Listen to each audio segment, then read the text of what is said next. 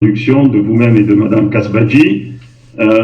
Je réponds bien sûr à ce désir de redonner une visibilité à la Casbah d'Alger, et pour cela j'avais pensé que le meilleur moyen, c'est en parlant d'histoire, c'est de revenir aux premiers pas qui ont marqué l'inscription de ce site, l'inscription de la Casbah d'Alger sur la liste du patrimoine mondial. C'est donc une présentation historique que je vais faire pour montrer de quelle manière ce site est entré maintenant définitivement sur la liste du patrimoine mondial. C'est donc le titre de cette intervention, l'histoire de l'inscription de la Casbah d'Alger sur la liste du patrimoine mondial, et juste un clin d'œil à la Casbah pour que tous ceux qui nous écoutent et tous les amis avec lesquels j'ai eu à travailler depuis des années se rappellent évidemment de l'intérêt que l'Algérie a apporté aux sites, aux nombreux sites du patrimoine, et bien entendu à la Casbah d'Alger, avec ce tissu traditionnel très important, cette histoire extrêmement longue, et aussi, hélas, les problèmes et les difficultés que ce site rencontre. Alors, comment a commencé ce processus d'inscription? Eh bien, tout d'abord, par la soumission d'un dossier par l'Algérie à l'UNESCO. Vous savez que l'UNESCO a préparé, publié, et c'est devenu une des conventions les plus populaires dans le monde entier, cette fameuse convention de 1972 concernant la protection du patrimoine mondial culturel et naturel. L'Algérie a été parmi les premiers signataires, on en parlera tout à l'heure, et parmi les premiers dossiers qui ont été soumis, ça a été le dossier concernant Alat ibn Hamad en 1980, c'est-à-dire à peine 4 ans après le début de la mise en application de la Convention de 72, et ensuite, un peu plus tard, en 1989, soumission du dossier de la Casbah d'Alger, 1989. Et comme vous le savez, quand un dossier est soumis à l'UNESCO,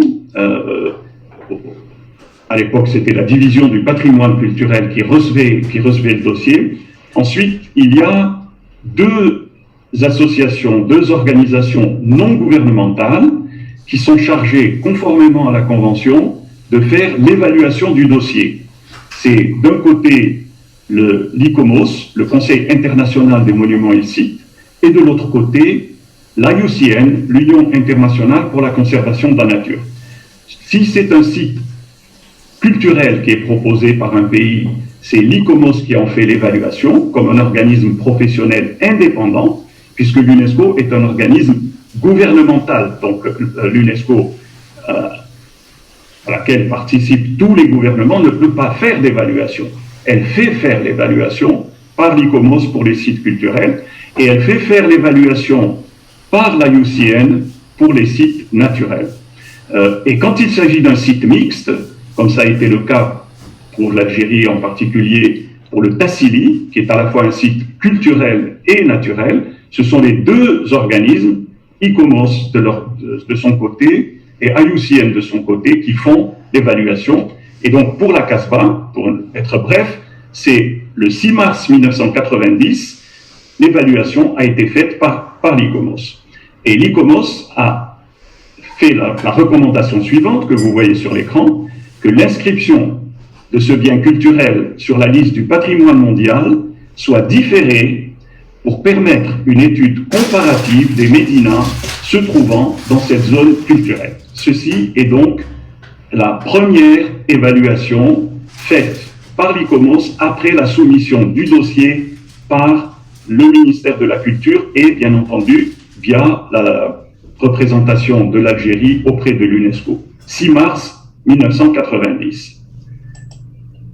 Donc, l'ICOMOS avait bien écrit que tout en étant convaincu de la valeur culturelle universelle de la Casbah d'Alger, l'ICOMOS, dans son évaluation initiale, a néanmoins pensé qu'il y avait lieu de confirmer l'engagement des autorités à propos de la conservation du site. Donc, vous voyez, ça c'est une série d'échanges qui ont eu lieu entre le dépôt du dossier et l'année 90 et jusqu'au milieu de l'année 91. En juin 1991, nouvelle date importante de ce dossier, le Bureau du patrimoine mondial a soutenu la motion et a demandé à l'ICOMOS de mener une étude sur les médinas de la région afin de constituer une base solide de comparaison pour l'évaluation du site.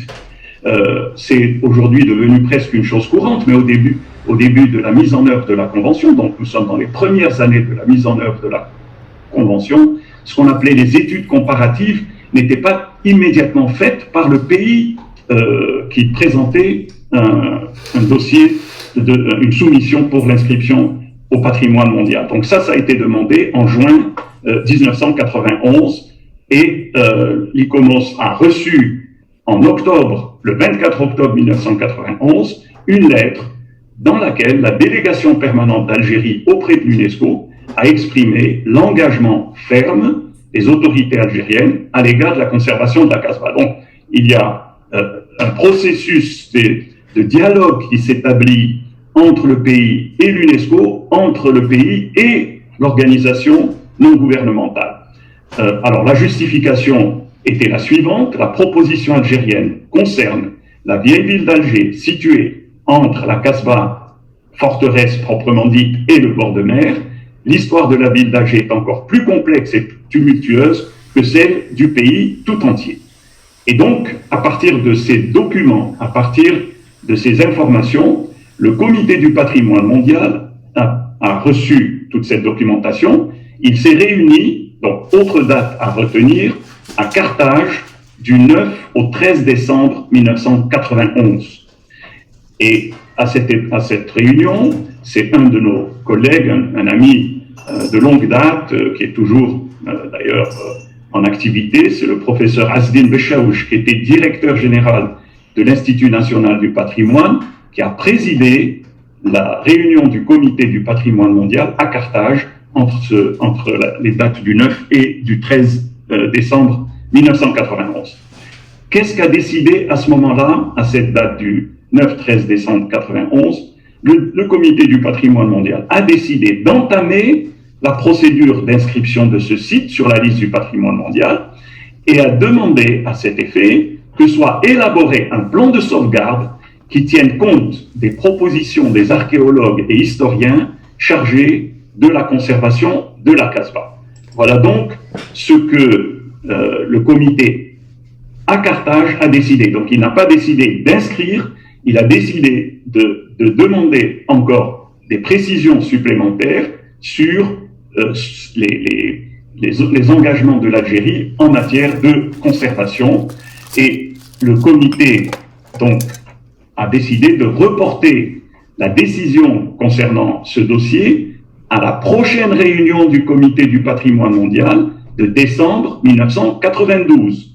Mais entre-temps, il y a eu un bureau du comité qui s'est réuni à Paris entre le 6 et le 10 juillet 1992. Le bureau du comité qui est composé uniquement des représentants des 5 grandes régions du monde.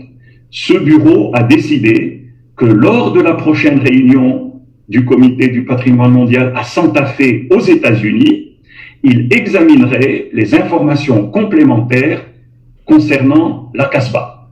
À cet effet, et en accord avec le Centre du patrimoine mondial qui venait d'être créé par le directeur général de l'UNESCO, Federico Mayor, une mission technique comprenant le professeur Azzeddine Beshaouch, le professeur Raymond Lemaire, alors président de l'ICOMOS, et M. Daniel Drocourt, qui est l'architecte en chef de l'atelier du patrimoine de Marseille. Cette mission comprenant ces 3 experts s'est rendue à Alger en octobre 1992. Vous voyez, la raison pour laquelle j'ai proposé de voir comment, pour un site, et alors ça se passe pour la Casbah, ça se passe pour beaucoup d'autres sites, il y a tout un processus de discussion, de dialogue, d'ajout d'informations, de demande et d'ajout d'informations avant d'arriver à la réunion qui est la réunion importante où le comité, sur la base de toutes ces informations, sur la base de la recommandation de l'ICOMOS, passe à la décision concernant l'inscription d'un site sur la liste du patrimoine mondial. Et là, on arrive à la réunion de Santa Fe.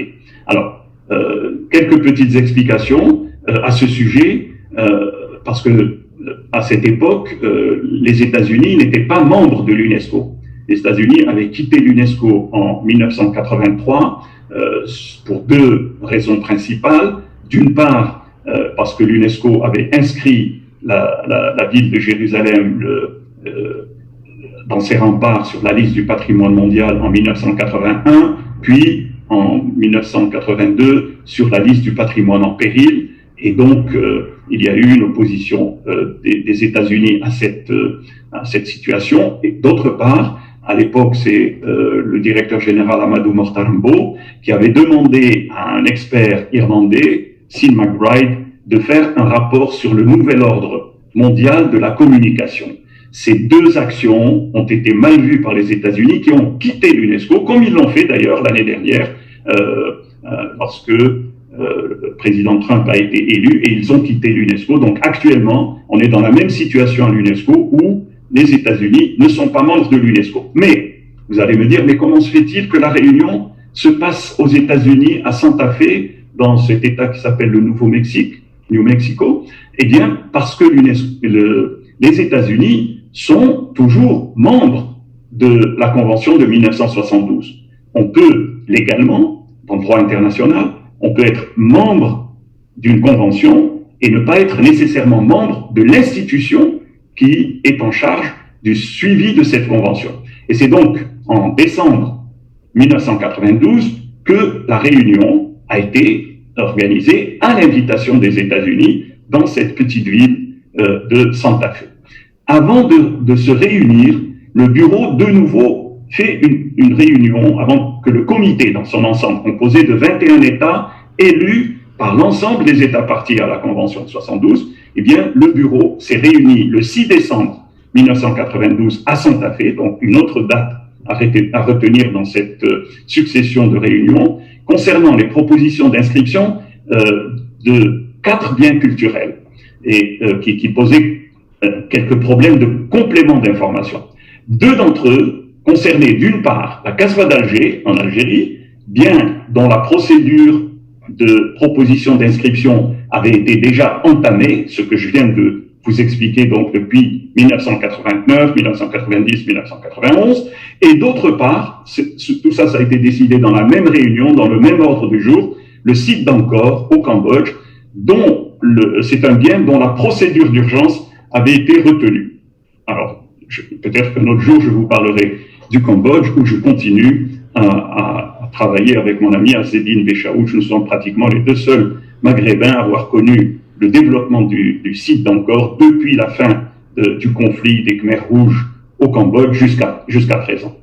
Voilà donc où nous en sommes. Nous arrivons à la fameuse session du Comité du patrimoine mondial à Santa Fe qui a eu lieu du 7 au 14 décembre 1992. Donc, le premier élément sur lequel j'ai attiré un peu l'attention, c'est que c'était dans un pays non membre de l'UNESCO qui recevait le comité, mais en même temps, pour l'UNESCO, et en particulier pour le directeur général de l'époque, Federico Mayor, il était important qu'il y ait une délégation forte de l'UNESCO à cette réunion, et le directeur général est venu lui-même à Santa Fe. Je vous montre juste une image qui vous rappelle, pour ceux qui ont été avec nous, je dirai tout à l'heure le nom des collègues algériens qui étaient présents à Santa Fe. c'est une ville qui était en décembre, en plein hiver, couverte de neige, et nous étions simplement enfermés dans la salle de réunion. Peu de gens, comme vous le voyez, étaient dehors. Alors, le comité se réunit, il a tout un ordre du jour, et on arrive au point de l'ordre du jour concernant la Casbah d'Alger. Alors, la Casbah d'Alger avait été proposée par l'Algérie pour inscription, évaluée par l'ICOMOS, et ce sont deux critères qui ont été retenus pour l'inscription. Vous savez que pour inscrire des sites sur la liste du patrimoine mondial, il faut élaborer et travailler sur un certain nombre de critères. Les critères étaient 6 pour la culture et 4 pour la nature. Aujourd'hui, ils sont regroupés, on parle des 10 critères d'inscription sur la liste du patrimoine mondial. Alors, le comité du patrimoine mondial a donc pris note du rapport présenté par M. Azzedine Bechaouch. Donc, M. Azzedine Bechaouch a été président du comité à Carthage, décembre 91, et ensuite, il passe le relais au pays qui héberge le prochain comité. Donc, il a passé le relais à l'Américain, Robert Milne, qui présidait à ce moment-là la réunion, et Bechaouch avait été élu entre-temps au nom de la Tunisie. La Tunisie était membre du comité du patrimoine comme rapporteur. Donc, comme rapporteur, M. Bechaouch a enregistré avec satisfaction que, tel qu'il l'avait demandé à la 15e session, c'est-à-dire à Carthage, un plan général de sauvegarde de la Casbah qui a été préparé, qui a été approuvé, et comme suite à la décision d'inscription, le comité a recommandé qu'un suivi spécial soit assuré en liaison avec les autorités algériennes pour la sauvegarde de la Casbah. Voilà, nous sommes arrivés à la date de décembre 1992, qui est la date aujourd'hui, la date à laquelle nous nous attachons tous. C'est à partir de la date d'inscription qu'un site entre dans la liste du patrimoine mondial. Sur quelle base? Alors, sur la base d'une synthèse qui a été adoptée par les 21 membres du comité du patrimoine mondial, et que je vous lis.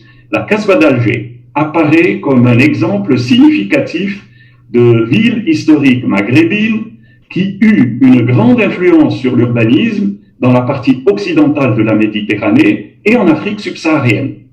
En effet, situé sur la côte méditerranéenne, le site fut habité au moins dès le VIe siècle avant notre ère, quand un comptoir phénicien y fut installé.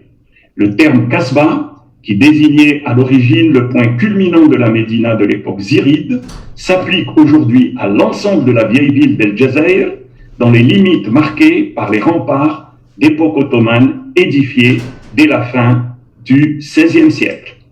La Casbah a exercé une influence considérable sur l'architecture et la planification urbaine en Afrique du Nord, en Andalousie et en Afrique subsaharienne durant les XVIe et XVIIe siècles. Ces échanges se manifestent par le caractère spécifique de son habitat et par la densité de sa stratification urbaine, un modèle d'établissement humain où le mode de vie ancestral et les habitudes musulmanes se sont harmonisés avec d'autres types de traditions. La Casbah est donc un exemple éminent d'un habitat humain traditionnel, représentatif de la culture musulmane profondément méditerranéenne, synthèse de nombreuses traditions, les vestiges de la citadelle, des mosquées anciennes, des palais ottomans, ainsi que d'une structure urbaine traditionnelle associée à un grand sens de la communauté, sont les témoins de cette culture et le résultat de son interaction avec les diverses couches de population. Alors, voilà les termes avec lesquels, et c'est dans le dossier maintenant de l'UNESCO, les termes avec lesquels la Casbah a été inscrite sur la liste du patrimoine mondial. Donc voilà bien sûr, très rapidement, cette histoire, et j'en parle évidemment puisque j'étais témoin de ce processus, j'étais présent à Santa Fe avec mes collègues. Il y avait bien sûr la représentation de l'Algérie à l'UNESCO avec Sid Ahmed Daraji qui était le représentant de l'Algérie, et il a été très actif déjà dans les années 71-72 dans la rédaction du de la Convention de 1972. L'Algérie a été parmi les premiers pays qui ont signé la Convention, très exactement le 24 juin 1974. Vous savez comment se fait le système des conventions internationales, qui sont des traités. Ils sont préparés par l'UNESCO, ils sont adoptés par la conférence générale de l'UNESCO, et ensuite, les textes dans les 6 langues officielles de l'UNESCO sont transmis à tous les pays, et c'est ensuite aux pays, selon leur législation intérieure, qui ratifient la Convention. Donc il y a eu un processus qui a commencé dès l'adoption de la Convention, mais les premières ratifications ont eu lieu en 1973. C'est les États-Unis qui ont été parmi les premiers pays qui ont ratifié, et l'Algérie, 1974, également parmi les premiers pays qui ont ratifié la Convention. Et dès cette ratification, comme je vous l'ai dit, le premier dossier a été présenté en 1979 à l'UNESCO pour l'inscription du premier site algérien inscrit sur la liste du patrimoine mondial, à savoir Al-At Bni Hamed. Il y avait un deuxième pays qui était aussi présent que l'Algérie pendant la préparation de la Convention, avec un délégué tunisien très actif, Dr Saïd, et avec Azzedine Bechaouch, et ils ont été aussi, la Tunisie a été aussi parmi les premiers pays qui ont ratifié la Convention en mars 1975. Ceci vous donne, je vous donne un peu le contexte historique dans lequel s'est passé cet important événement de l'inscription de la Casbah d'Alger sur la liste du patrimoine mondial. Voici maintenant, pour pratiquement conclure cette rapide intervention, la participation officielle de l'Algérie à la réunion de Tunis, la réunion du Comité du patrimoine mondial à Tunis, en décembre 1991, et il y a là d'ailleurs des personnes qui sont aussi présentes dans cet événement que vous organisez sur la Casbah. Abdelrahman Khalifa, c'est Abdelrahman Khalifa, mon collègue et ami. Après mon départ, c'est lui qui a été directeur général de l'Agence nationale d'archéologie et de protection des monuments et sites. Monsieur Sidi Boumedine Abdelghani, directeur du patrimoine. Monsieur Haj Taibi, directeur de l'OFIRAC Casbah. Monsieur Yahya Benzarou, conseiller du Premier ministre. Monsieur Ahmed Bouhiret, conseiller du Premier ministre. Madame Houria Bouhiret, présidente de l'association Sauvegarde Casbah. Monsieur Flili, vice-président de la fondation de la Casbah. Et Monsieur Lazizi Mohamed, membre de la fondation de la Casbah. Ça, c'est la délégation algérienne qui a assisté à la réunion de Tunis, 1991. Voici maintenant la délégation algérienne, évidemment plus réduite, parce que ce n'est pas aussi facile d'aller aux États-Unis, et surtout à Santa Fe, c'est même pas New York ou Washington, c'est à l'intérieur du pays, dans le sud, au New Mexico.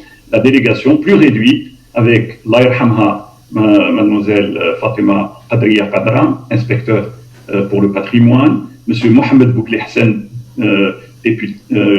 directeur adjoint. Je donne les noms en anglais parce que je les ai récupérés sur le dossier de l'UNESCO qui ont été faits en anglais, directeur adjoint des monuments, monsieur Omar Hachi, chef conservateur des archives, et madame Houria Bouhiret, présidente de l'association Sauvons la Casbah. Voilà les personnalités algériennes qui ont suivi l'histoire de cette inscription. Alors, quels étaient les pays qui ont vu ce dossier passer sous leurs yeux, le fameux comité du patrimoine mondial? Alors, en 91 d'abord, en 1991, à Carthage, c'est la Tunisie qui présidait le comité, donc avec quelqu'un que vous connaissez tous, puisqu'il a passé pas mal de temps aussi en Algérie comme expert consultant pour l'UNESCO. Le rapporteur à l'époque, c'est un architecte connu, mais qui je ne sais plus s'il est de ce monde, qui s'appelle Salvador Diaz Berrio du Mexique, et il y avait les 4 autres vice-présidents. Alors c'est là où vous voyez que chaque vice-président doit représenter une région du monde. Le Brésil, l'Amérique latine, la France, l'Europe, le Sénégal, l'Afrique, la Thaïlande, l'Asie et les États-Unis d'Amérique, l'Amérique du Nord. La liste ensuite des membres du comité, c'est le Brésil, la Chine, la Colombie, Cuba, Chypre, l'Égypte, la France, l'Allemagne, l'Indonésie, l'Italie, le Mexique, Oman, le Pakistan, le Pérou, les Philippines, le Sénégal, l'Espagne, la République arabe syrienne, la Thaïlande, la Tunisie et les États-Unis d'Amérique. Voilà le comité de 1991 qui s'est penché sur le dossier de la CASPA. Et le bureau et la même chose. Alors, la suite en 1992, c'est les États-Unis qui président, le rapporteur, c'est la Tunisie, et ensuite, vous avez la liste des membres du comité. Il y a quelques petits changements parce que tous les 2 ans, lorsque le comité, l'Assemblée générale des États parties de la Convention de 1972 se réunit à Paris pendant la conférence générale, il y a une élection au tiers des membres du comité du patrimoine mondial. Voilà, je crois avoir pris exactement le temps que la présidente m'a accordé, c'est-à-dire à peu près 30 minutes pour vous présenter cet élément qui entre dans l'histoire de l'Algérie, qui entre dans l'histoire du patrimoine algérien, et je vous remercie pour votre attention.